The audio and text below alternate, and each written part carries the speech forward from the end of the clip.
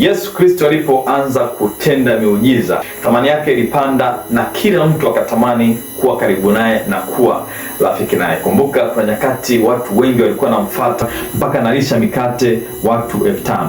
Lakini katika nyakati akatambua kwamba kusudi lake lisingeweza kutimia kwa kuambatana na kila mtu. Akafunga, akaomba na akawapata marafiki 12.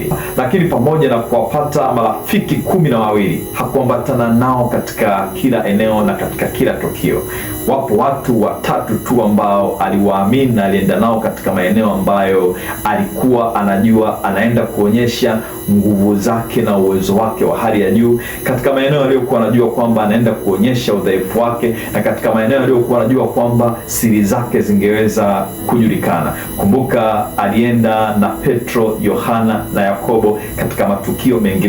Kumbuka alienda nao mlimani, kumbuka alienda nao kwenye bustani ya Gethsemane, kumbuka alienda nao kwenye nyumba ya Yairo. Ni maeneo aliyokuwa anajua kwamba huku naenda kuonyesha uwezo wangu na nguvu zangu za hali ya juu. Ni maeneo aliyokuwa anajua kwamba huku naenda kuonyesha udhaifu wangu. Ni maeneo aliyokuwa anajua kwamba huku naenda kuonyesha siri zangu. Hivyo si kila mmoja naweza kuambatana naye katika maeneo haya. Kumbe dhamiri yako haiwezi ikabebwa na kila mtu ambaye anakufuata na kukuita rafiki.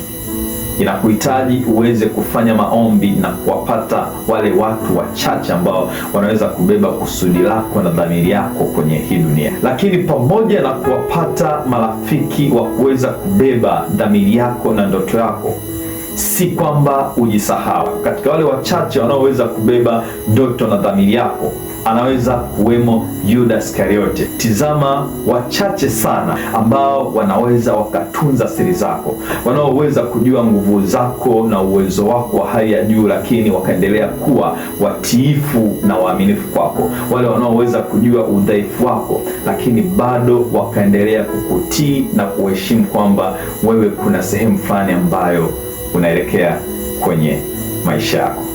Mimi ni pastor na mwalimu Jonathan Kwizera.